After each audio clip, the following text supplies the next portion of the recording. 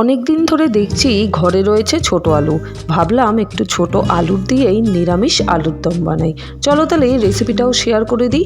এই আলুগুলোই খোসা সমেত নুন দিয়ে আগে সেদ্ধ বসিয়ে দিলাম। এদিকে দুজনে মিলে মশলাটাও তৈরি করে নিলাম। কাঁচা লঙ্কা, আদা, জিরে, পোস্ত।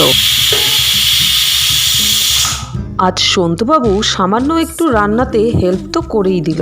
ভালোই লাগে বলো, যারা বিবাহিত আছো হাজব্যান্ডরা সামান্য একটু হেল্প করলেই কিন্তু বড্ড খুশি হয়ে যায়।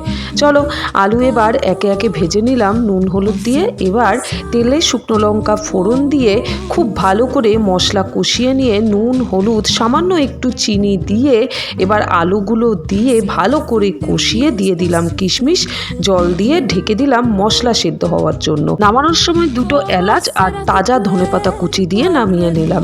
অনেকেই বলেছো খোসা সমেত আলু খেতে কেমন লাগে। আলু ভাজলে বেশ মুড়মুড়ে হয়। সাবস্ক্রাইব।